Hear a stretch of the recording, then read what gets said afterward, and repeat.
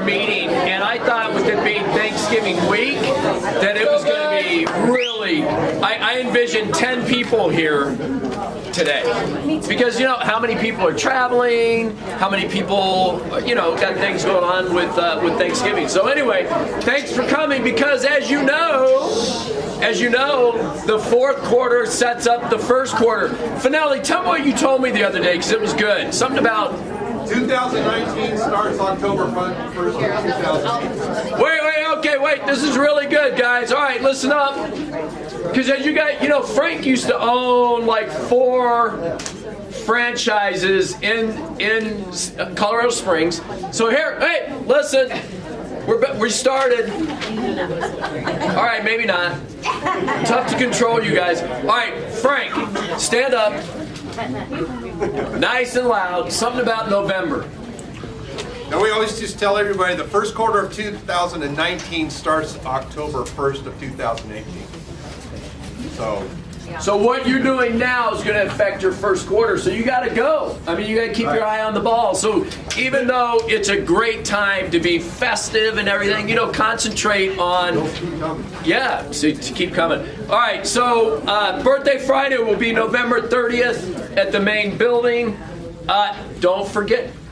Who's got plans December 7th? Right. Come to the holiday party. It's a +1. It's going to be a festive event. Where's Emily? Is Emily here today? Emily's in Vegas. Anything you want to tell them about the holiday party? All right, I got something about. Hey, did we decide that we're going to open up the buffets earlier? That's official. Oh, yes. Thank you. Bring a mask. So it's a masquerade, right? So you can, you don't have to wear it all night, but you can, you know, have fun. I've seen it with horns and all kinds of stuff, right?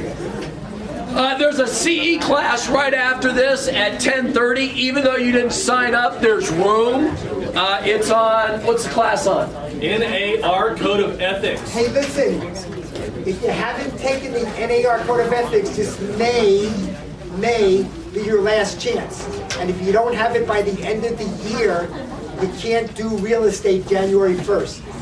So this is really, Emily, you want to make sure that I don't really need code of ethics. important, guys. Text screen real quick. If you're good. Yeah, you're fine. Yes. Listen, guys, this is really important. Don't tell me that you have your certificate. It doesn't make a difference to RE/MAX. You need to go to your local association, whether it's SAR or NAR or SEVRA, whoever you belong to. When you get your completion certificate, you got to send it to your local association that you belong to. If you're on their list that you don't have it, I'm going to get this thing come January 1st. You got to take it, right? Don't get confused. There's two Code of Ethics classes. One is the normal one that we take every 2 years to get our license. That is not the official NAR one. It's got to be the NAR Code of Ethics class. It's really important. If you're confused, just call me. Every year, there's a few of us that just fail to do it. No, and it's amazing, guys. I've gotten emails that said, dude, I didn't know my license is going to expire. And I'm like, okay. Well, how was I supposed to know your license expired? Well, you guys should remind it. And I'm like, we don't. Actually, we do. Oh. On your invoices, on the invoices that you receive on the 15th, at the very top of the page it says, renew your license soon. Is that new? No. Well, you always say that. That's just a generic No, statement. it gives you 90 days out. 90 All right, days. yeah, guys, you need to track that yourselves. I mean, we're here to really help you, but you gotta be in compliance on your own ball game. So everybody now should be checking their license to see if they need that code of ethics. All right. Jeff Fisher is doing a blanket drive for Maricopa County Humane Society. Humane Society. Humane Society.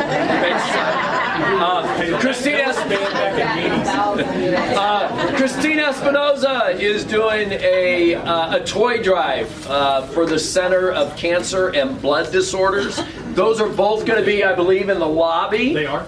So we're going to do everything we can to support your charities this holiday season. If you want more information about drives, reach out to Jeff or Christine. Or me. Or Greg. Thank you, Greg. And then we got 2 awards to present. So we want to kick that off right from the get-go, right? Sandy, Yes. you're up. Okay, so RE/MAX has 4 different level of individual achievement awards, right? So the first one is when you reach the Hall of Fame, and Hall of Fame is when you've earned $1 million or more in gross commissions. There's no time limit of what your service to RE/MAX is. The second one is when you reach $3 million of gross commissions. That becomes the, what's the second one? What is it? Lifetime Achievement Award. Third one is a biggie. Not too many people achieve this one. It's when you've earned $10 million, at least 10 years with RE/MAX. That is the Circle of Legends. And then, of course, there's the ultimate, which is when you reach $20 million in sales and 20 years of service to RE/MAX, you get the Illuminary Award. Today, we have two. We have 2 recipients. The first one is Marianne Petridis. Come on up.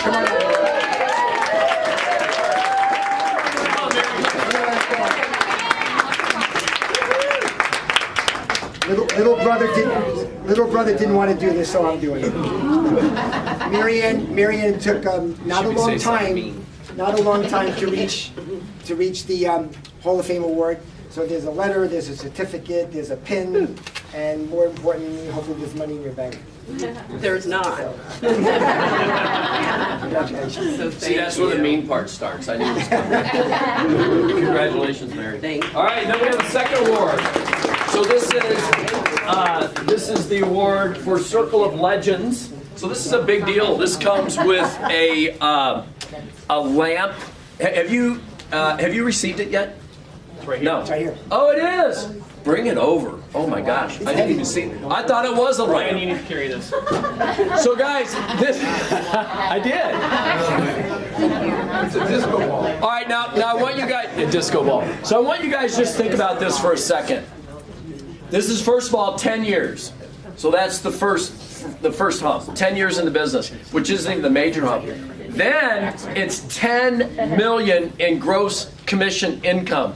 It has to be a combination of the two. So let's say you're a hedge fund guy and you broker a $3 billion building. That would give you 10 million, but then you don't have the tenure, right? Yep. So this is a combination of 10 years and 10 million. Christy Ryan.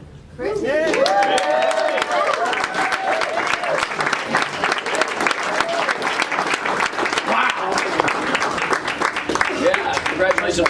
Photo. Here, let's get a photo of you guys. If you can hold Very anti. This is really heavy. We have a whole box. By the way, You were early today. we have we officially have three. Del, if you want to be in it, I'll take a picture of all of you. Yeah, let me get one here though. Okay. Yep. Real quick. Congratulations. That's a big deal. Very exciting. Okay, 1, 2, 3. Thank you. Yeah. Do you want to speak? Oh, okay. All right. A few Yeah. short ones. Yeah. So when I first started, I was about to join Russ Lyon, and I was like 1 hour away from joining them. And then I ran into Karen Grobman in the grocery store, and she goes, I go, oh, I just got my real estate license. I'm joining Russ Lyon in an hour. And she goes, oh, don't do that. Don't be stupid. You don't want to give away 50% of your commission to them. That's absurd. You come over here and you talk to Dave Mesner, who owned it at the time. And so Karen dragged me over to RE/MAX Fine Properties, and I said to him, look, I don't know anything. I don't know anything about real estate. He said, you'll learn. Don't worry. Just sign up. So that was it. Called Russ Lyon and said, sorry, I'm not coming. And at the same, like the week before, I had asked real execs if they would take me or interview me. And they said, no, we don't want you. You don't have any experience, blah, blah, blah. And then 10 years later, they called me and said, do you want to come over? I said, oh, yeah, no, I don't want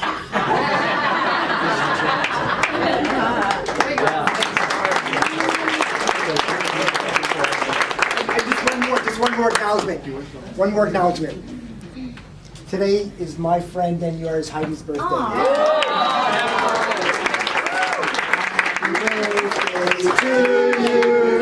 Happy birthday to you. Happy birthday to you. Happy birthday, dear Heidi. Happy birthday to you. All right, we have 3 new agents. Is Bonnie Baker, Holly Neverett, and then Robin. Did we ever introduce you? We did. Okay. All right. Welcome, Robin. Welcome back, Rob. I wasn't here. You were here. Yeah. Okay, so today we always try to bring in new homes builders. That way you get an idea of what's out there, what you can do for your clients. So today we have KB Homes with Patricia Woodward. And she and KB Homes actually donated all the food in the back for you today. So they're the one that sponsored the food. So, Patricia, you guys are up. Yes, we are. First off, I think I passed out most of them. If you did not get one, I will leave it for you here, if that's okay. So super excited to be here. I brought Dawn along with me. We have a brand new community that's opening in Gold Canyon. It's called Peralta Canyon. So 4 floor plans, all single stories. 1,476 square feet up to 1994. And I'm gonna be in the low 200s. Good opportunity, we thought, to come out and talk to you because it is the winter visitors are coming into town. So it's a great opportunity. How many of you been to a KB Home community? Yay, we love all of you. So nice. Also wanted to share with you. Talk about this one? Yeah, go ahead. Okay. You want to talk about it? Okay. So a couple things we're going to be offering. I'm Dawn Roland. I've met some of you before. I was here back in June for one of your meetings. We have a community over in North Phoenix, Rancho Paloma at Cave Creek and Rancho Paloma. Single level and 2-story, they are villas. We have currently 7 quick move-ins that we are paying a full 3% commission on, of course, and we're offering you anything sold between now and the end of December will be a $1,000 bonus on top of that, and that is for both quick move-in and new build. So anything that you sell in between, then you'll get that extra $1,000. And if you are doing a new build, like what Patricia has, just know that KB Home always pays 3% on the final purchase price, even though it is a new build. Most of your new build companies will only pay on the base price. So that's a good opportunity to make some, more money on new builds and some quick cash for the holidays. Right. And what's really important too is sometimes we know your clients will get away from you and come into a new home community without you. Please just pick up the phone and call us and let us know. We have a 48-hour policy that we can go ahead and register you in and protect you. And we do 48 have hours before or after? After. Okay. So we do have a lot of people that even will come into the community, you don't know they're coming in, so you can't call us ahead. We always ask anyone that walks in the door, are you working with a real estate agent? And if the answer is yes, we said that's not a problem. Please put their name and phone number down. As soon as they walk out the door, we're picking up the phone to call you guys to let you know. And we also offer, if you're not able to make it in within the 48 hours, we will DocuSign you the registration. Gosh, we love you already. I know, so, we just really want to support you guys and in turn support us. We value the business that you bring through the door with us. I have a question. Sure. Community in Gold Canyon. Yes. Can you do those as Airbnbs, or is that a CC&O regulation, no Airbnbs in the community? I have not seen that. I would have to get back with you on it. We are just now waiting on our public report, so I am currently doing letters of interest. I can tell you my home sites are amazing. They are around 8,000 square feet, so they're pool-sized lots, all view fencing. I have several of them that are 10,000 or 11,000 square foot, good pie shapes. But I am against a wash, a good portion of them. So we sit a little bit higher, we have view fencing, and you have unobstructed views. So definitely worth the drive to come out and take a look at it. Well, and I will speak to that. I'm not for sure about Gold Canyon because it is new, but I have been with KB Home for almost 9 years. All of the communities I've been in, the CC&Rs are typically written where it's a 30-day minimum. Okay, thank you. Thanks. Yeah. Thanks. All right, anything Okay, else? no, All right, well, thank you so much, you guys. Appreciate it. We're gonna leave a goodie bag here. So keep in mind also Patrick has Encore down at Camelback and 24th Street that starts in the 4s-ish. On Q. On Q. 24th and Campbell. On Q, 24th and Campbell. And then also Davis Driver. Where's Davis? Davis, you have Windmill, right? In the 1.5 range up north. No, 2,450. $2,450,000. Just paid $1 million. Do I hear 3? Right, and you have ready move-in homes, and you have a model. Spectacular, beautiful homes. It's not very complex because they were built to private party standards. We have one's furnished, not available furnished, but they're gorgeous. Come see them. We've got 8 homes. Bob Bacon designed them. They're very special. Somebody wants brand new, high design, and an acre and a half of pool. Great. And there's room on most of the lots, on all of them, for an extra facility, perhaps up to 3,600 square feet for a car barn, woodworking shop, artist studio, what have you. All right, wonderful. Really Anybody else has a new home complex in the room? Did I miss anybody? Okay, great. Has anybody, don't be shy, raise your hand, over the years, how many have called me because they either think they had a procuring cause issue, they have a procuring cause issue, they have an ethics violation, somebody did something unethical? Raise your hand, everybody, come on.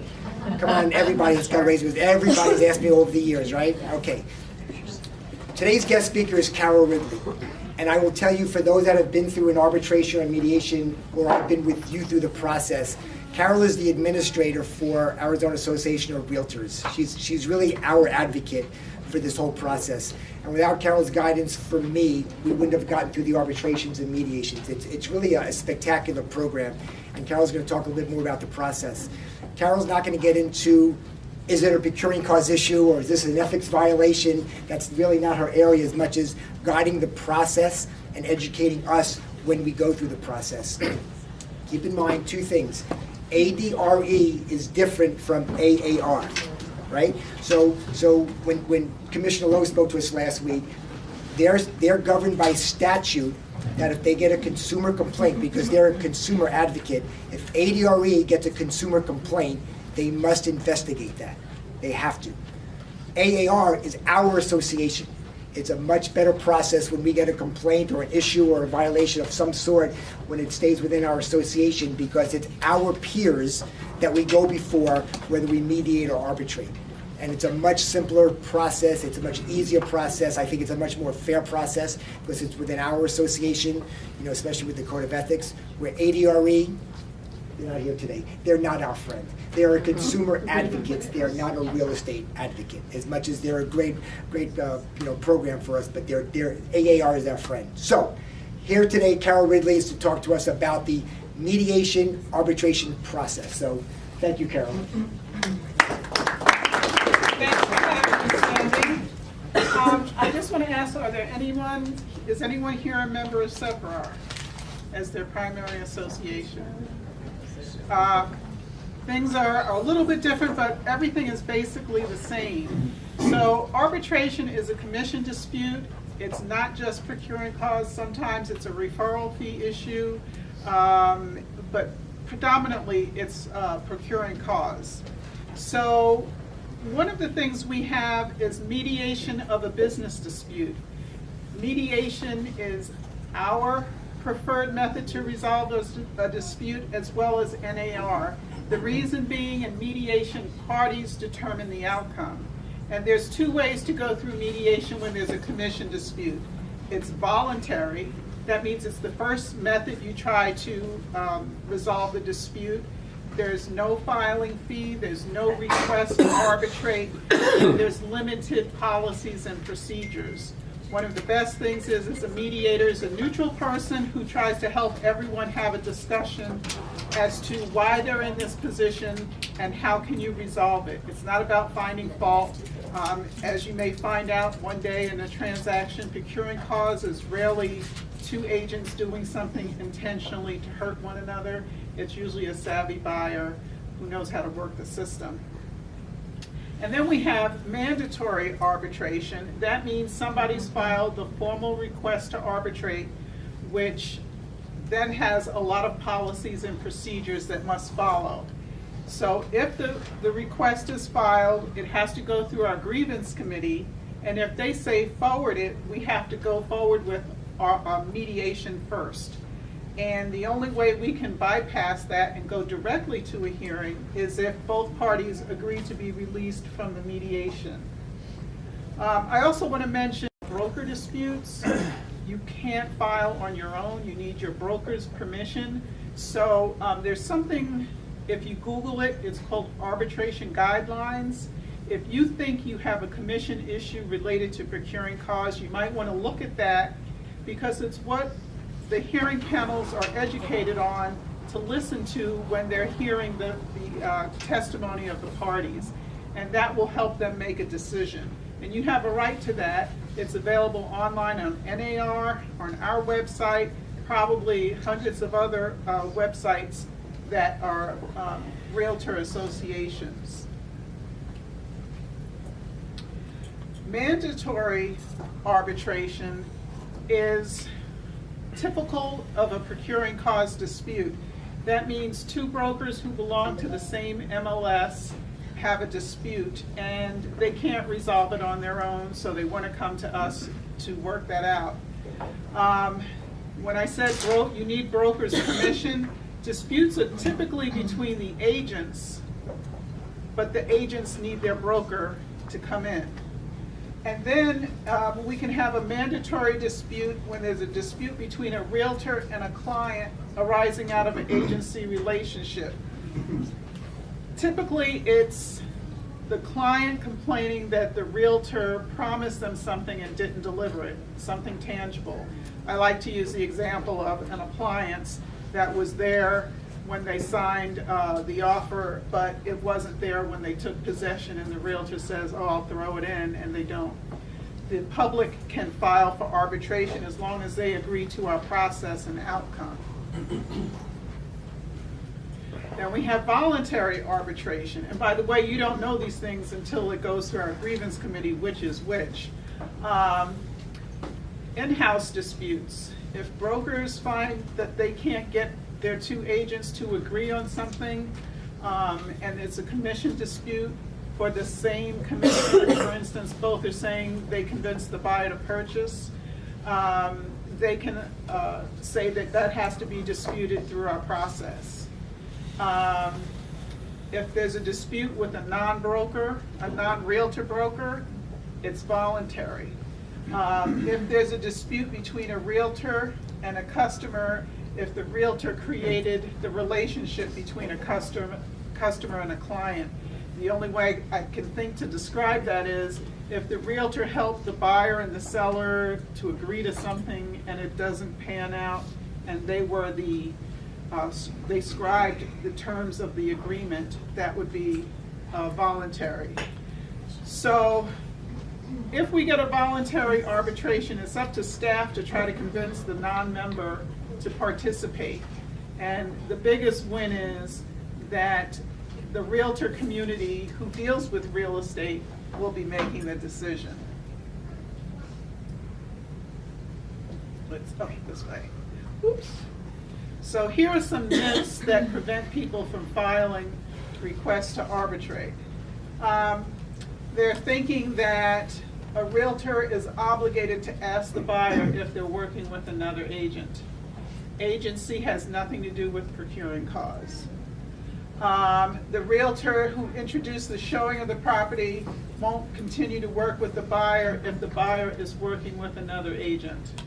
That shouldn't happen either. If you're the listing agent holding an open house and someone walks in, you have an obligation to your seller to introduce somebody to the property.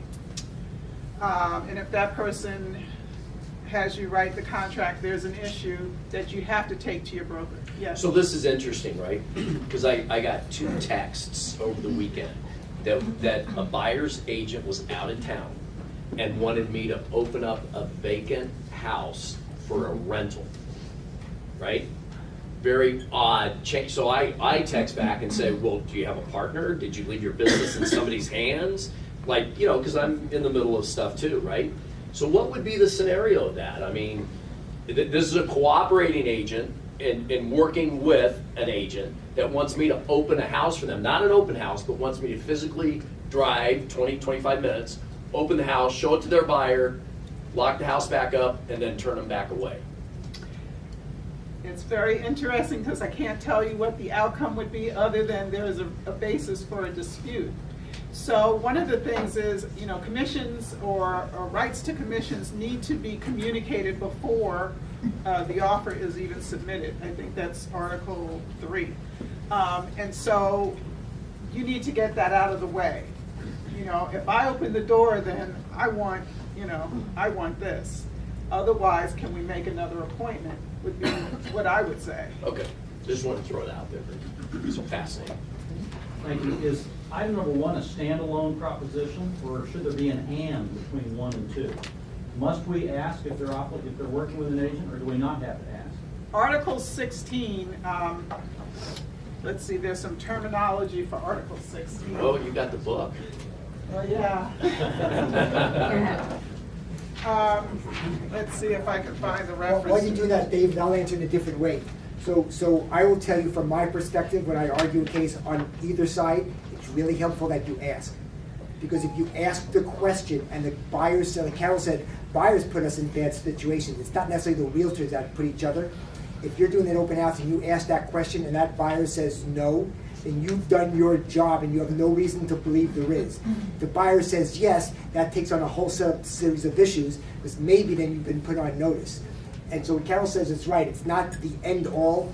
I will just tell you, everyone I've been through, there's so many different twists and turns on procuring costs. It's just another way where you can either defend our position or be aggressive on our position. So I think it helps a lot. Because here's what happens. Here's what happens. The buyer didn't tell me they were working with an agent. Well, they don't know. But we're the professionals, we're the licensee, we're the ones that should be asking them the question, so at least we know what direction we're going to be working in. So I think it helps. But Article 16 says that you're supposed to determine if someone is in an exclusive relationship with another realtor for the same type of services. But again, if you're holding the open house, and let's say it's for your client or a client for, one of your co-licensees, it's a different position. So you're still entitled to show the property, and you're still entitled to file for procuring cause. Basically, just because you wrote number 3 is basically just because you wrote the contract doesn't mean you're entitled to the position, to the commission. Of late, I can say I have gotten, this year, complaints are off the scales, including arbitrations, and a lot of them are that the agent that wrote the contract never visited the property. So the buyer always had something in the back of their head they were going to do. A buyer choosing a realtor to represent him means that the realtor is entitled to the commission. That's not true either. Buyers changing realtors for a lower price, that doesn't work for procuring cause. An exclusive employment broker agreement does not have any effect on procuring cause. What it has an effect on is your ability to go against that buyer for stepping out of bounds. And let's see, a realtor must be responsible for the buyer becoming ready, willing, and able to be the procuring cause. That isn't it either. So these are myths, they're not the truth. Procuring cause is property specific. It only pertains to one property. So that's what number 1 is saying. Any information about other prior relationships is irrelevant. So if 10 years ago you sold this person a property, it doesn't relate to the new issue for procuring cause. Showing other properties is irrelevant. But I will tell you, the hearing panel does consider if you showed other properties that maybe you were working with this person for a long time.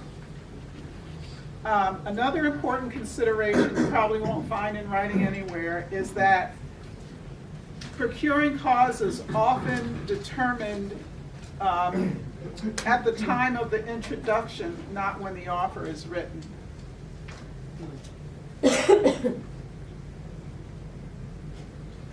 So here are some of the things a hearing panel is going to look at. They're going to consider that agency relationships aren't important. They don't entitle compensation. However, a lack of a relationship may be a determining factor. And I gave an example of somebody who wrote the contract and never visited the property. The lack of relationship to the listing might change the hearing panel's thought.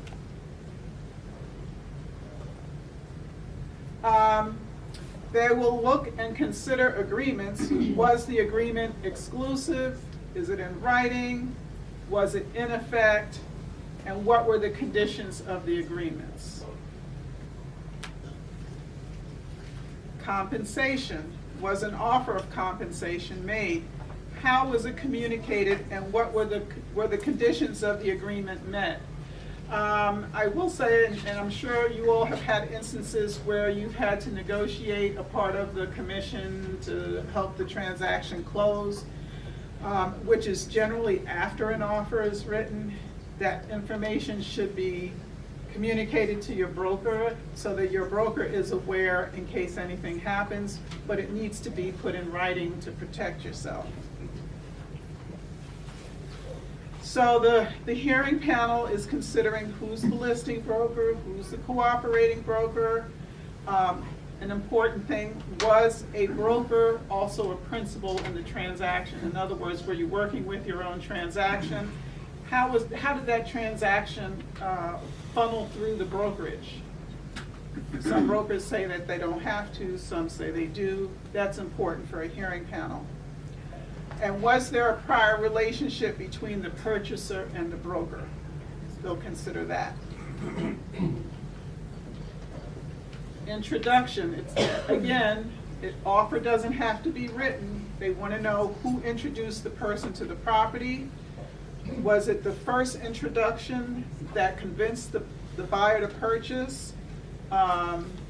Was there an introduction, merely a mention? In other words, in today's world, somebody sends an MLS, I don't know what they're called, but you constantly send someone the MLS properties that meet your client's information. Is that merely the mention that you're entitled to procuring cars? You got to be able to substantiate that. Was it that introduction instrumental in creating the desire to purchase? And another thing that happens, did the buyer find the property on his own? In other words, did they go to Zillow or something else and find the property and tell you they want to look at it? Yes? I have a question, and I'm asking it now because your response may fit into here. In your introductory remarks, you said that many of these disputes are the result of a buyer who knows how to manipulate the system. Would you elaborate on that comment? They know how to work the system. If the first person that's showing them the property isn't giving them the feeling of knowledge to the extent that they're capable of knowing, and I'm going to think of an investor. Their desire is to see the property. They call the listing agent. They want to open the house. They want to see the property. They decide, this person doesn't fit my needs. I'm going to go to somebody else. They know how to work it so that they get to see the property, and you give them all the information as the listing broker because you have all the information, and then they want somebody else to write it because that other person's going to somehow compensate them, or they trust them, or whatever the basis for that would be. But they choose who writes the contract, but they don't choose who's entitled to the commission. Does that make sense? Well, it does make sense, but I'm not sure how that really helps much. Under that scenario that you just related, the decision to buy the house, which is critical, was made while the hypothetical buyer was talking to the listing agent, all right? So if the decision to buy the house is made under those circumstances, creating an unbroken chain of events that leads to a successful closing of the property, the listing agent's entitled to the commission regardless of who writes up the papers. So how can the buyer manipulate the system? Because not everybody goes through arbitration, because that other person who wrote the contract is going to have their position to bring forward, but you never know what it is until they bring it forward. You can say he convinced me to buy the house.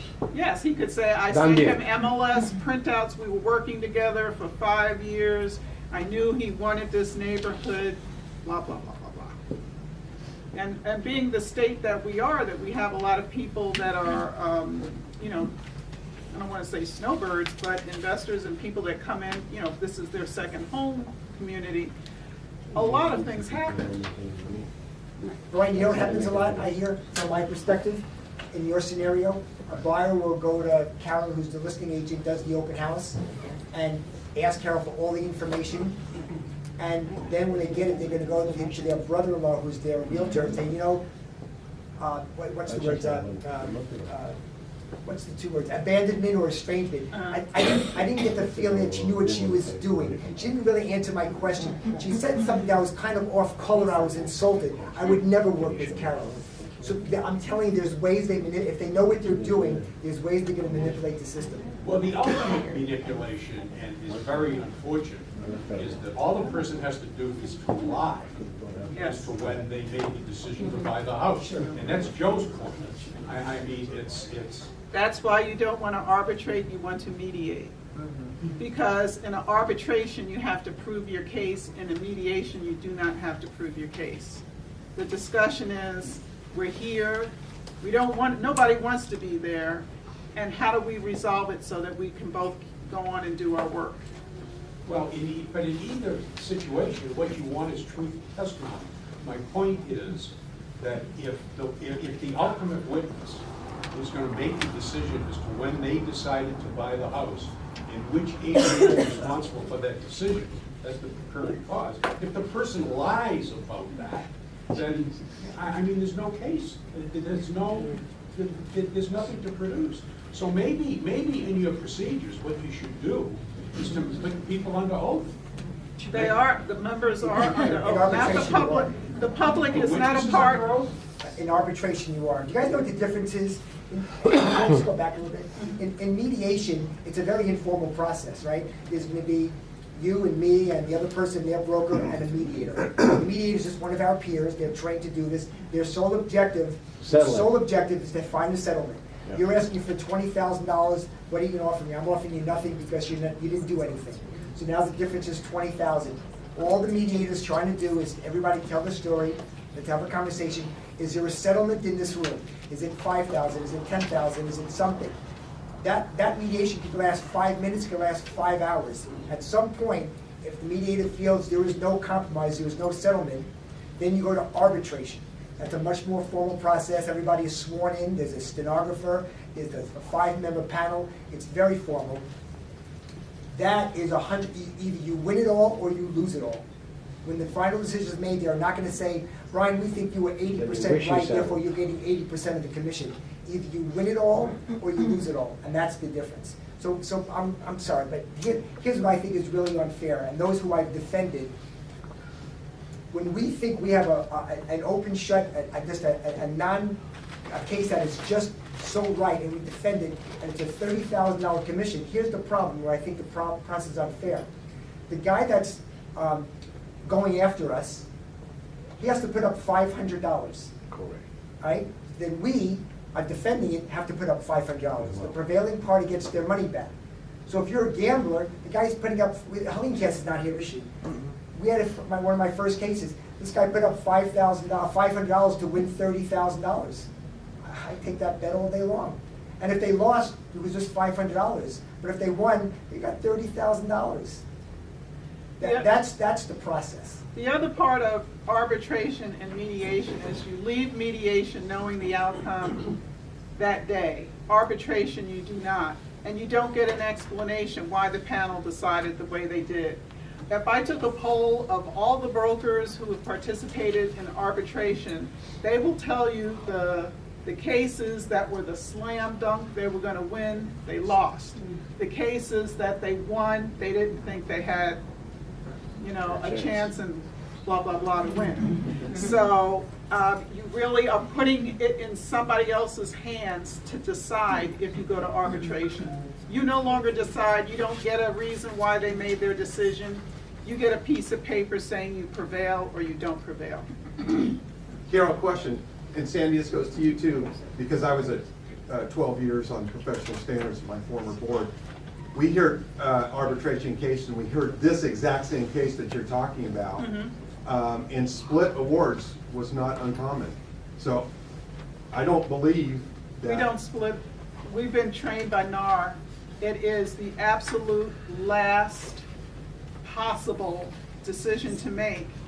And an example of a split: husband went to visit the property, broker A, because he was in town. Wife came behind the husband and he wasn't available and saw it with broker B. And the husband and wife together decided to purchase the property, but they saw two different brokers. So how often is that scenario going to happen? That's an example they give. That's not the example you see 99.9% of the time. My job, when somebody calls and says they have a commission dispute, just so you guys know, is talk to your broker, consider mediation. It is, no matter what you think, mediation is a conversation, and you'll get things out of the conversation that maybe I didn't do something right, or I skipped that beat and now I'm never going to do that again. And everybody shakes hands and hopes to get another transaction to make out the difference. When you go to arbitration, you're fighting, and you're fighting for your position and hoping that the people who are going to make a decision find in your favor. I've been doing this for 15 years. I'm not a realtor. I'm a person that sits in the hearing rooms, and I've this year have come to the conclusion that just like I'm speaking right now, not everybody is catching everything I say, but I'm saying one set of statements, you know. And so when you go to a hearing, although you are going to profess that you are this and you did all the right things and your client, you know, you convinced the person to buy, the people who are making the decision all hear something differently. And that's why we go into, you don't get a decision right away after a hearing, because they have to go and deliberate on why they're going to come up with that decision. Yes? How does the buyer have any say in any of this in a commission dispute? I had one years ago where, you know, I showed this years to this one client and then showed him a house, a particular house. They got mad because the other house they wanted went away. They ended up buying a house that I showed them. Their agent, that listing agent, knew they were my client. But I was afraid because this buyer was very slimy, and all they had to do was say, oh no, Terry didn't do this, this was our agent. And so I didn't know if the buyer has any say in it. Is the buyer a witness? Can the buyer say, oh no, she didn't? The buyer can be a witness, and that you have to go over with your broker, because witnesses can be cross-examined. And if you're saying that your buyer was slimy, if they're cross-examined, they may say something that's not in support of your position. Well, they bought a $6 million house, and because of, they went right to the listing agent, the seller didn't have to pay the 6%, they only had to pay 3%, and that's the only way they got the deal done. So, you know, he was a CFO of a huge company, so obviously he was very astute. Educated buyer. Yeah. So, the best thing I know to tell you is when the issues arise, who is it? Gladwell, I think his name is, talks about your sixth sense is your gut. What's your gut feeling? If your gut feeling is something here isn't matching up, start taking copious notes, look for those arbitration guidelines, and mark things up. So that's what's really important, to follow your intuition and talk to your broker. A lot of times brokers can work things out before it ever goes to a hearing.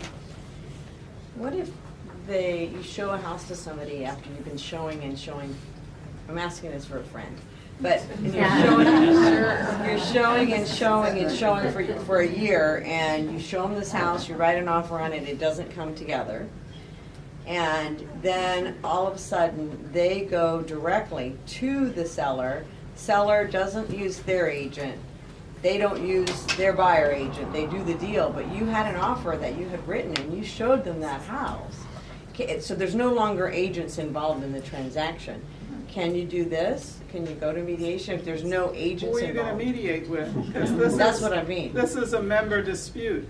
So there's no way to do anything about that. Well, you have to identify who do you have the issue with. And then and once you identify that, then what are your options? So Yeah. in that situation, you would have to litigate. You'd have to take the board, no ADR, you'd have to hire a real estate attorney and go after them personally. And that's what I thought, so I Yeah. dropped it. But So sometimes, you know, the My board, friend Sandy, dropped it. you know, this is fascinating, you know. Sometimes I'm sitting down in an agent in our office and they'll say, should I run out and get independent legal advice? And sometimes I say, yeah.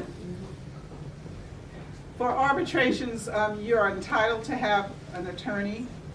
I tell people, some people write better, some people speak better. You have both opportunities at an arbitration hearing, but the attorney's job is to represent your interests with the best efforts they can. I have family who's attorneys, and I would say, oh my God, every time I go to a hearing and there's an attorney, I can add 3 more hours. Right. And they said the job of the attorney is to get the answer to the question. And so if somebody is not answering the question that they're trying to get the answer for, they're going to try to reformat that 900 times. The good thing that happens in a hearing is the chairperson says, enough, you know, we've got to move on. But I'm not going to be able to go through everything here. I just want to tell you, if you have suspicions, talk to your broker, Sandy. I will help guide everyone through the process. It's not what anybody wants to do, but it's here for you. And we try to do it in as professional a manner so that people can get through this portion of the business that you don't want to be with. What's the timeline? Thank you. 180 days from close of escrow or from when you could have reasonably known the transaction closed. So somebody says, well, what do you mean by reasonably? You could be at a holiday party and somebody said, oh, you know, those people you brought to the house, they bought it. Ah. Well, nowadays, you can know sooner if you follow the property or you follow the buyer, you know, follow the properties that you showed them that they showed interest in. You have the ability to look it up, and a lot of people do that now. That's part of their... Can I ask one more? Okay. It's my birthday. It's your birthday. If you have a, let's say, we'll use the same scenario that keeps coming up. Listing agent, buyer goes direct, thinks they're gonna get a smoking deal or save on commission, but they were working with another agent, now they have a change of heart. I don't wanna work with that person, we all know they're just trying to save a buck. But if that was me in that situation and I was a listing agent, I would reach out to the buyer's agent, explain what's going on. Hey, let's try to work something together. Maybe I can give you a referral fee, like something to keep everybody abreast of what's going on. Let's say the buyer's agent agrees and says, okay, fine, you go ahead, handle the deal, pay me a referral fee. Everybody walks away happy, it closes. By that agent signing that referral fee and getting compensated, does that close that door for them to be able to open any kind of arbitration, like anything else additionally? So I'm not an attorney, and I can't interpret agreements, but I can say it's like a contract. You sign an agreement, there's a promise, and to break that promise and goes to something else is a whole nother ball of wax, which is why you want to talk to your broker first. Yeah, we would fight that every day. Yeah. There's an applied Yeah. I just want to make a comment about an attorney. So we had a case one time with somebody, we went after somebody else and they hired an attorney. It was a bad idea because, you remember, the panel is just us. That's all it is. You know, the panel had been in our situations. And this attorney was speaking, Brian, in all respect, he was speaking legalese, not real estateese. And this guy was just above the pack. There was no, they just didn't get it. They just didn't understand what he was saying. And like Carol said, he was asking the same question 9 different ways. They were getting frustrated. And you just stick to the facts and you talk as a realtor, they get it. Bringing an attorney is not always a good idea. It's just not. So just to know, the people that make the decision have to be trained every year. We have some stellar people who have been on the committee for a very long time. A lot of them join our committee because they get stuck in a position where they have to deal with something like this, or they've been a broker, and this is the best recipe to participate in professional standards for risk reduction, because you see the issues that are out there. So I can give you a synopsis and tell you that we have a lot of arbitrations right now, and the majority of them are resolved in mediation, again, because they don't put themselves in this position. So that speaks a lot for the process. Arbitration is here when it just does, mediation just doesn't work, and that happens too. Help you throughout the way, okay? And I don't want to take up any more of your time because you've got a lot of stuff to do, and thank you very much, and please take the Code of Ethics class. Thank you very much. Well, it is your turn. This is kind of important, just if you have. So I'm gonna, Peggy, okay, perfect example. Peggy was brought up on an ethics charge by a customer. Okay?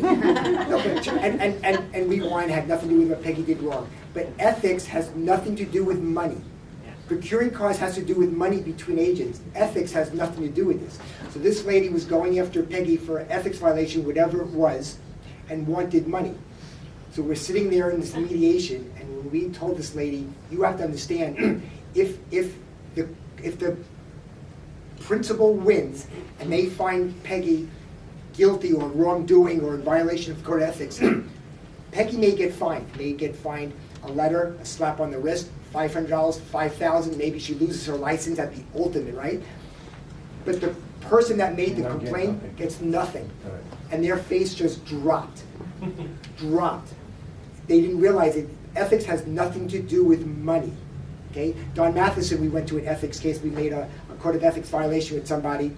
This is where they had their attorney. And Don didn't do it for money. Don got nothing out of it. But he felt that he was violated and he was wronged and so on, and he made so ethics has nothing to do with money to you, but you can get fined if you're fined in violation of an ethics violation. But the prevailing party does not get money. It's a big distinction between an ethics violation and a procuring cause issue. The other thing that you mentioned, you guys have heard me say this for years, representation does not constitute compensation. Right? One has nothing to do, well, because we ask people, well, you're going after procuring cause, did you have a buyer-broker agreement? Has nothing to do with it. Zero to do with procuring cause. Zero. So keep that in mind too. And Davis, again, I'll say the same thing. When you ask those questions, it just makes it look like we at least know what road now to take. Because I can use that for us or against us in an arbitration or a mediation. So, it's not a fun process. It's a little stressful. You know, but when you're fighting your case, and if you feel we've opened this long enough, if you feel that you've been wronged or something was not right, like you said, your sixth sense, start writing notes. Timelines and dates are priceless. They are just priceless. On this date, I met Carol Ridley, the open house. I asked if she was working agent. She said no. On this date, I showed Carol 3 more houses. On this date, I did this. Boy, that is just invaluable when you're presenting your case, because the time 180 days after it closes or within that time frame, you've done so many other deals, your mind is elsewhere, you've already forgotten, little sore spot in your mind. And then when you try to go back and recreate what happened, it's really hard. And the time you file arbitration, the time you get your letters, to the time, watch this, here's what Carol did talk about. Where's Robin? Are you here today, Robin? No, she's not, but I can speak on her behalf. So we got one with Dell and Robin, and there's another person that's procuring cause, just trying to find dates. This has been going on since probably 60 days ago when they filed. Now the next part of the process is we have to wait for dates. So Carol's going to send out an email to all the parties, the buyer, the seller, the realtors, the brokers, trying to find one mutual date and time that everybody can meet. Well, and this is fascinating. We found out that the guy just happened to be working with 2 agents, never said who to either one of us, and we were both writing offers within a 10-day period. Yeah. So now we have to find that date. We're doing this for 60 days. You think we're going to find the date anytime soon? So our meeting, our arbitration or mediation probably won't come until January. I don't think it's coming over the holiday time. Try to find one date for 2 or 3 hours that 5 different people are available. And this happened back in, the deal closed in May, I think it was. It happened in March. File was started in May. This is 6 months later. So you got to just start writing notes. We ran out of 180 days. Yeah. So the point is you're going to forget a lot of small details. a lot of small details. So if you feel you've got an issue, talk to me, we'll chat about it. But I'm gonna tell you, just keep a timeline going. Right, but let me throw this in. If we would have known that the guy, if the buyer would have confessed and said, hey, you know what, I've been working with both of you. The first thing I would have done if I'd have known that is called the guy and said, hey, let's work this together. You know, you and I had a meeting the other day for 3 minutes and we're done, right? So when you find out that there's a potential issue, do not, the worst thing you can do, in my opinion, is get to this phase. Don't sweep it under the rug. Call the other guy that you're in, future issues with, or gal, and work it out. I mean, it's better to pay 25% now than go through 5 nights of no sleep and potentially losing everything. Yep. Give up a referral fee. Buy them a tank of gas. Whatever it takes, right? Linda, go ahead. I've gone through this, and I did it with Sheila when she was here. And one of the biggest things that I think I was able to win was the fact that I had documented everything in email. I didn't just write it down. All conversations with my client, okay, so this is what we're doing. Everything was documented. I had to stack guys like this of paperwork. And documentation is probably the most important thing when you're going through this process. I know we do a lot of texting and messaging, but if you put an email and you have hard copies of all that, it really will help you out. I have to say the second thing that's important, and I did go through something like this, is having Sandy in your corner and talking to him all the time. He was my best friend from November to March. Is that one your best friend? No, he still is. But, it was very that, I've been in the business now 23 years and, I've moved around and I always, people would say, well, it's really important to have a really good broker. And you go, oh yeah, whatever. But when you really need the broker there, that's, it's kind of like insurance. You don't, when you really need it, that's when you see the value. And that was very, very valuable. Somebody said something earlier I wanted to comment on. Somebody shows a house, that agent doesn't own that house for procuring cars forever and ever and ever. It doesn't work that way. We've had a few cases we had to defend. I showed my buyer that house 16 months ago, and you don't own the house. Every scenario is just so different. And Carol's been through this 1,001 times. I bet you've heard the same exact cases being held with completely different answers and different results, because the panel they're just us. It's just us. And and the panel, they've been through what we're going through. They're experienced agents, they're not newbies. So they've been through what we're going through. They've been through the frustration, the hardship, the anxiety, all of that. And depending on how they feel that day. And they're doing their best. I have a great deal of respect for them to go through this process. But they may have had an incident where they feel it's like being our juror.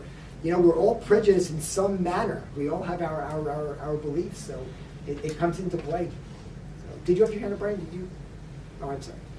Yes. You made a comment about buyer-broker agreement is not a means to procuring costs. Okay. So in a world where some love them using that agreement, some don't use it at all, and also where sometimes buyers are buyers, not always. What is your position on the buyer-broker clause? Right. So a buyer-broker agreement is exactly for a buyer as a listing agreement is for a seller. That's all it is. It's just an employment agreement, right? So if I have a buyer-broker agreement with somebody and they violated, what's the word you use? They broke their promise, they violated that agreement, and they bought a house without me, I have a choice to make. I have a right to go after them for commission because they signed an agreement with me stating that they will pay me. The question that I'll ask you, if that case happens, do you want to go after that person for commission? We'll fight it every day of the week because you have a right to do that. The question is, do you really want to go that route? So a buyer-broker agreement for a buyer is the same as an ER to a seller. It's exactly the same thing. You just have to make that decision if something you're going to go after. How about this one? We never talk about. Let me just, meaning you'd have to litigate. You have to go after them personally. You wouldn't be involved in anything like that because it's really not a commission dispute. A buyer-broker agreement would be subject to our mediation, but we can't force the buyer to participate. we can just sell them the benefits of coming through us. But if you understand, rarely do they want to do it because they're saying, oh, you know, you're the realtors, you're not going to Right. support me. See, the structure falls apart. And then- Meaning Sandy and I and the firm and everything, buyer's agents are all part of a board. So the structure falls apart when you take a consumer outside the board. We've all agreed to that foundation. So there's two issues, right? Watch this. So let's say we fight the case, we arbitrate, and they agree that they violated the agreement. Okay, fine, I owe you X. Now you gotta go collect. Right. Right? Now you gotta go collect. And there's no governing body that's gonna make them collect. The only thing you can do, like Dale said, is to go through legal litigation. We never talk about this scenario. Wait, let's back up. Like if we lose a procuring cause case, Sandy has to pay it or we lose board privileges. See the difference? It's fundamentally. Yeah, we're a governing body. We're governed by association. So So watch this. Here's the scenario we never talk about. I have an ER with somebody. They sold the house on their own to their best friend, and they're not paying me commission. Well, you have to, right? Because we have an ER. It's the same, but that very rarely happens. But it's the same exact scenario. It's just that's all a buyer broker reads as an employment agreement. It happens. Yeah. And then I just want to send out a plug. If anybody's interested in joining Professional Standards, which means you sit on the hearing panels, you get trained, contact me as soon as possible because we're making out the list now. We have annual training usually in February of every month. And we can, usually your first hearing is as an alternate where you don't make a decision, but you get a feeling of how the process works. For some of you who have been part of a dispute, you don't know the back end, which is the most important end of how they make their decisions. So I'm not a realtor, but I sit there in awe because of how people's minds think, and these are your peers. They're thinking of everything. And I don't know it all, so nobody wants my decisions. But thank you very much. You have a great group here, and thank you for turning out like you did. Thank you very much. Thank you. Yeah, thanks. Thank you. So if you need Carol's information, please come to me or Sandy, and we have that information for you. So you're more than welcome to have it at any time. So this is where we say thank you to all of our vendors. They're the ones that help make a lot of this happen for us every single month. So we go over here to Mary. You're going to talk? Otherwise, no, we're going to move on now. I thought you were just saying something. Good morning, Mary Boyens, Secretary of National Warranty. First of all, happy Thanksgiving, everybody. Second of all, I'm a captain at a kennel here in Scottsdale. If any of you want to ring the bell, we do 2-hour shifts. Please let me know. I still have quite a few shifts left to fill. Thank you. Where's your bell? It's at the corner of Via Linda and Frank Lloyd Wright, the Walgreens. Has anybody rang the bell before? Yeah. Yep. Yeah, cool. Yeah, cool. Good morning, everyone. Sharon Wolf-Furman, AJF Engineering and Inspections. Always great to see you. And I, too, want to express my gratitude to all of you for all the business this year and want to wish you all a wonderful Thanksgiving. And for those of you who know Allie, she, too, volunteered to be AJF, to be a captain for the Bell. And we have 2 Wednesdays that we're working to fill coming up starting next week at the Bashes at Thompson Peak and whatever. So if you're interested in those times, let us know. So thanks. Happy Thanksgiving. Thank you. Good morning, everybody. Jill Wright with Chicago Title. For those of you that don't know Allie. Allie Flack, Chicago Title. So I'm just going to tag on to what Sharon said. It's the season of being thankful, so we're thankful for all of you guys as well. We are going to start a social series at your office once a month. The first one is going to be December 11th at 1 o'clock, just before the jump start, I believe it is. So we're going to kind of drill down. The first one's going to be an audit. So we're just going to kind of go through all of your social media stuff and kind of drill down and figure out, you know, what should and should not be done. So. No, I think it's not just social. We're going to look at all of your digital online platforms and really make sure that your branding, your names, your message that you're putting out to the world is across the board the same, so that way when people find you everywhere you are, it's sending the same message to really get people back in the door to know exactly who you are and what you're doing. And then we'll go from there to really expand on that for the rest of the year. Thanks. Thank Tiffany. you. Hi, I'm Tiffany with CNN Mortgage, and just a couple interesting things that have come across my desk lately. On the Airbnb that somebody mentioned earlier, we used to have a 1 year history of a lease agreement for 1 year. Now we can use Airbnb as far as lease agreements. So it doesn't have to be 1 year anymore. And that literally just changed a couple weeks ago. And that's with Freddie Mac, not Fannie Mae yet. So that was interesting. And then the other thing is there's a lot of rehab loans going on right now. And it's kind of coming across my desk. You can do minimum down, 3% down, do your rehab. So let's say your purchase price is $300,000, you have $40,000 in rehab that you add to it, $340,000 purchase price, 3% down is all you need. It's an awesome program, and what just came out with it is you can do sweat equity.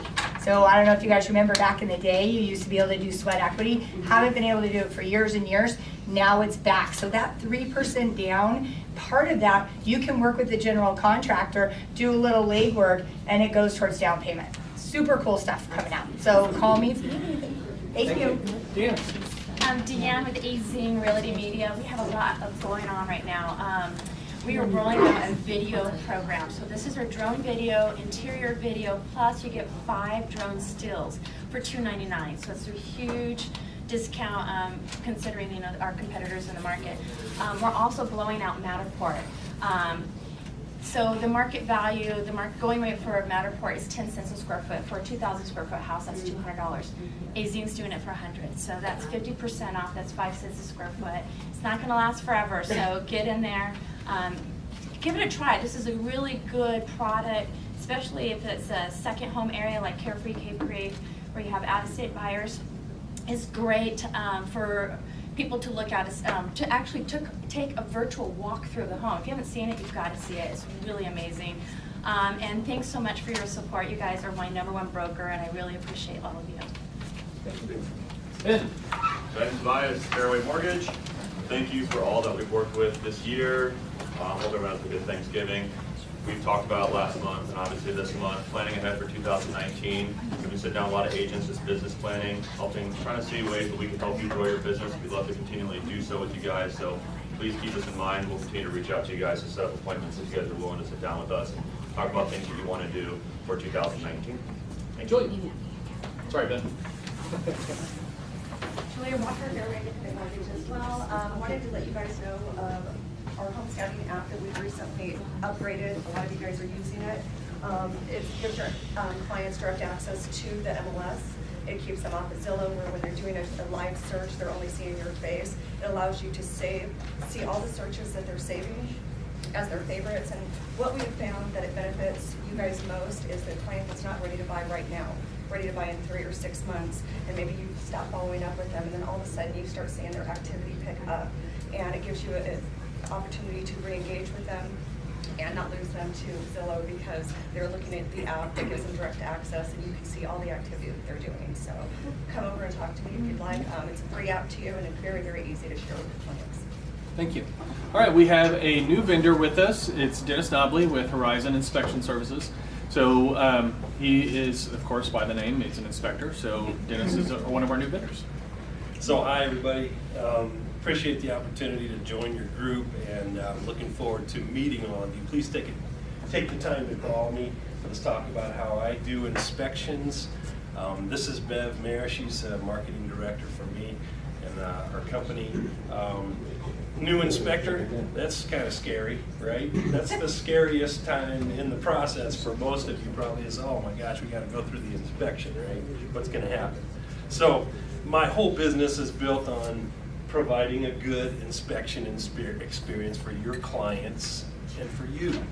And that doesn't mean it has to be a good inspection. I mean, I've walked away from inspections that are just, I mean, holy moly. Lots of stuff there, but it's a good experience for your clients and you. I mean, you understand when we walk away what's going on here, and that's the whole reason you hired me. So that's the whole deal. So please, introduce yourself to me, come and get a card, call me, let's talk about, I'll send you a sample report so you can look and see how, what it looks like but the whole idea is to make it streamlined, not scary. I know how to communicate with people, and that is so important, isn't it?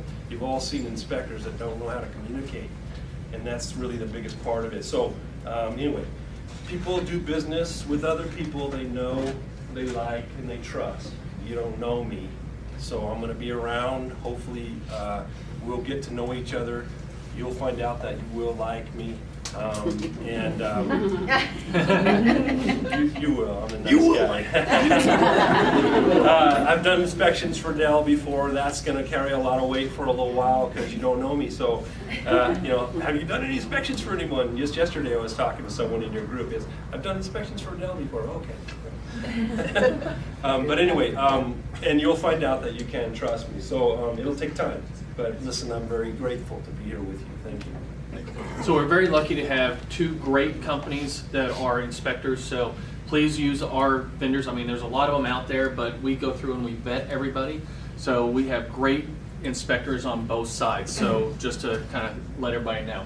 All right, go ahead. Tara Thanks, Carter, Tara. Old Republic Home Warranty. Happy Thanksgiving. And I want to say from the bottom of my heart how much I appreciate each and every one of you. You're not told that often enough. You touch my life. You touch your lenders' lives, your title company's life, our contractors' lives, and I just want to say thank you. So enjoy your Thanksgiving, and let's have a killer 2019. Thanks. Thanks. Roy, with Fidelity. Okay, timer's on. I'll be All right, I'll be go. under the 5. How many University of Arizona people in the room? All right, you're done. How many ASU people in the room? So my daughter came home early last night for Thanksgiving break. She's at the University of Arizona, and she's looking to transfer to ASU. So we're kind of conflicted in this whole thing. Trying to figure that one out. One of the trends that we are seeing is agents, you know, developing an investment arm of their business. So whether it's you working with investors or you kind of entering the investor space yourself, we're seeing that in a really changing market. And how do you actually adapt and or leverage the disruptors, the iBuyers, et cetera. And so at Fidelity, we're really staying out in front of that whole trend. And in fact, we have a client that has a huge investment group fund behind them, has $2 billion with a B dollars that they are investing into the Phoenix and Vegas market. And they are buying and holding properties for rent. And they are, just this past week, part of that group, up their buy box to $750,000. So for a while, we've seen where, you know, this is down only in the 300 range, it's in that lower market.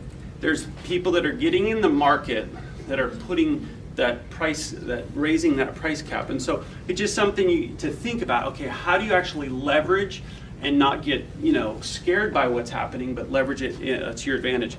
So as an example, some of the things we're doing to help you find strategy in the investor world is we just launched what's called the Phoenix RIA, or the Real Estate Investor Association. Just launched last month. It's a monthly meeting, actually happens tonight in November. And it brings some of the biggest names of the Phoenix investor world into the same space. And it's at this Clayton House down in South Scottsdale. It's a monthly event that has a membership, but if you come with a Fidelity rep, we have the ability to bring you in for free the first time. So they really are value add. There's a networking for an hour at 5, and then it's a value add to just how do we invest insight, mastermind concepts into you. So people like Chris Iman, Doug Hopkins, Auction.com. These are some of the players that are at this meeting. Tonight, Alex Sines, if you've ever heard of this guy, is presenting. He's a 21-year-old business owner and entrepreneur who netted $2 million in wholesale income last year. 21-year-old. Sounds like St. Yeah. Crazy. So he's going to be presenting tonight. If you're interested, let me know, Jen, Rob. Any one of us can get you in. It's monthly, so if you're interested in the whole investor side of things, let us know. We're trying to help you be out there in the front of the investor space. We do have the class with Marty here right following. So if you need that ethics class, one of the harder ones to get, stay. At 10:30 we'll launch, and we have some lunch for you as well. Who's the host for the event tonight? Who is the actual host? Who put that group together, the investment group? It is a Fidelity. And Chris Simon, in partnership with Chris Simon. Yeah, it's really an incredible opportunity. If you're thinking investing yourself or investor clients, this is a place to be. This is a network place to be. Thanksgiving week, so I've got a famous Fidelity apple pie for somebody here. You can eat it yourself or you can pass it along to a client, your choice. My thought is, was anyone actually born on Thanksgiving Day? Was anyone actually born on Thanksgiving Day? All right, then who was the closest? Was it Thanksgiving Day you were born on? My son was born on Thanksgiving. Well, and it's yours today, so here you go. Apple pie. All right, thank you,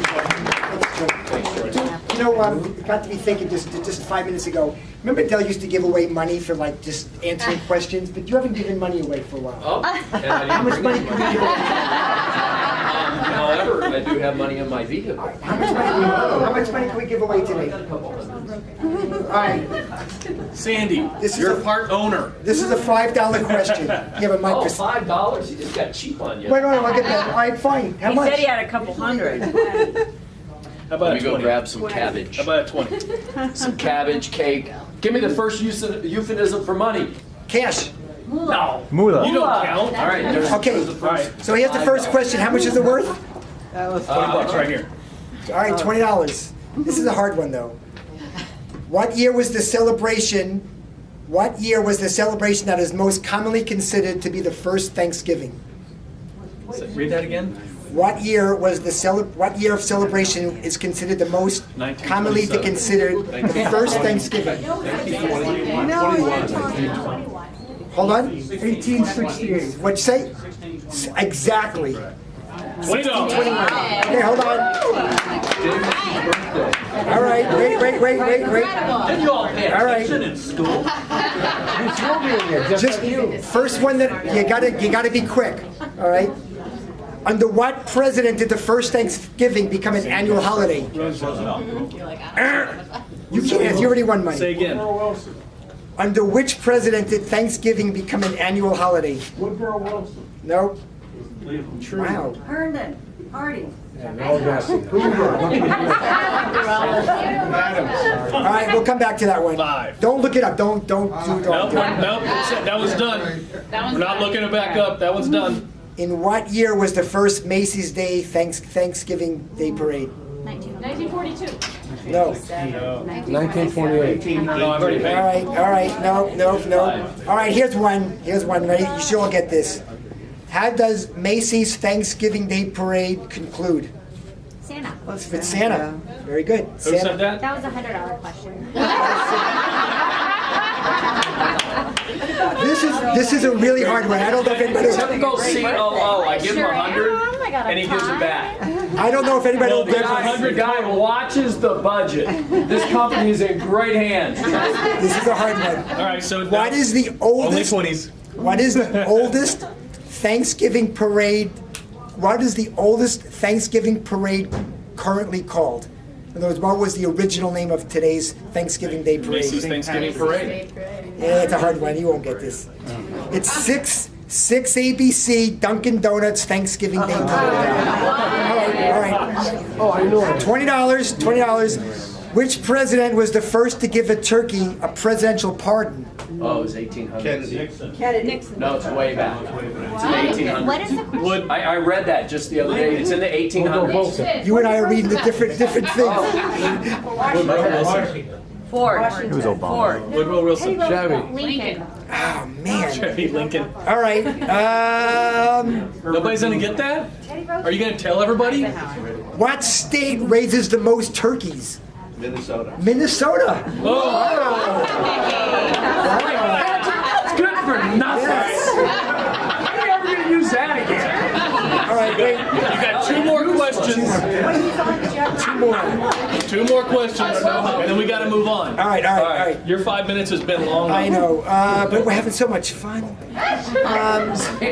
You should be a night host, like a nighttime. All right, so the answer for the president who gave the first presidential pardon was Wilson? Ronald Reagan. And the other one that we couldn't answer was 1905.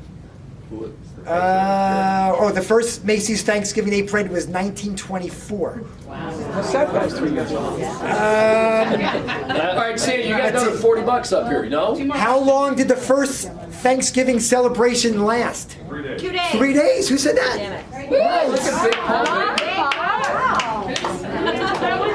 All right.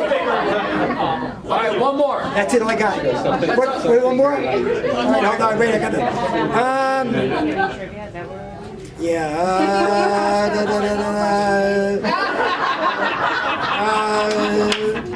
Who's the biggest turkey at Remax Fine Properties? Sandy Carpet. Everybody answered that. I don't know. That's all I got. Listen, everybody have a great All right, wait, does anybody else have a good trivia question that they know the answer to? Who won the game last night? The Rams. Rams, right here. Right, oh, you're not taking it. All right, who won the World Series? Red Sox, right there. Who said it? Yeah, he said it first. He said it first. All right, hey, I'm going to talk about Zillow reviews real quick. All right. How important are reviews now? Crucial. All right, so Zillow, Google, and Yelp are the three that I would really focus on. Google, Yelp, and Zillow. All right. We got the secret sauce now for a Yelp. All right. It's weighted. So we always try to get a Yelp review from our sellers or buyers, and the reason why they never show up is usually our buyers or sellers are not frequently Yelp reviewers. So if somebody goes on and they're a first-time Yelp person and they review my services, Yelp will kick them out. But if they've been a Yelp reviewer for 8 years, Yelp will use them, right? So try to find your clients on what they're currently using to review services. And if you find somebody that's been a Yelp reviewer for a decade, when you sell or buy a house, have them review you. The other thing is they don't actually have to buy or sell with you, and they can still review you. So this is fascinating. When we ran a rounds team outing this weekend in the parking lot on Sunday, and we had our clients check in on Yelp to pick up a pie and then review us. Now, if you get 7 like in one day, they'll kick them out again, right? Because they know you're just trying to crowd the sector. So you got to do it over time. Too bad Jeff Barchie's not here, because Jeff Barchie has like 40 Yelp reviews. Who else has Yelp reviews in here? Yeah. So how? I get a ton of leads off of Yelp, you guys. Yeah. People search best realtor in Scottsdale. My name comes up on a Yelp review that one of my first clients said she's the best realtor in Scottsdale. There you go. Yeah. All right, and so they were a Yelp user probably Yeah. And way back. Any new Yelp user doesn't show up. Yeah, so there you go. So find somebody that has been reviewing restaurants and that has been using Yelp, and if you find them as a buyer or seller, make sure they give you a review. Skip the Zillow review at that stage, right? Because they're probably not going to say, oh, I'm going to give you a Zillow, oh, I'm going to give you a Google, oh, I'm going to give you a Yelp, and it's like, dude, really? Like, stop, right? So you're going to have to be careful on what one of the 3 sectors. Yeah, Paul.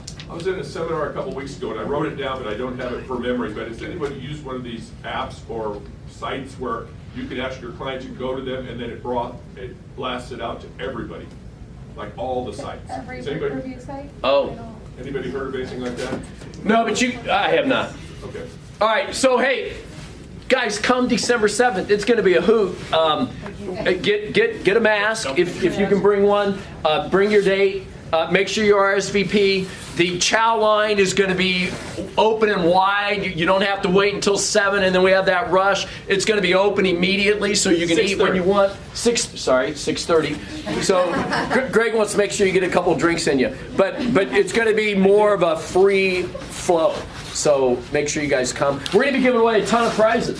Yes, we are. How many dollars worth? close to $4,000. $4,000 worth of stuff. We will have an R4 giveaway there that will be raffled also. So make sure you guys come. All right, if you're staying, go get food.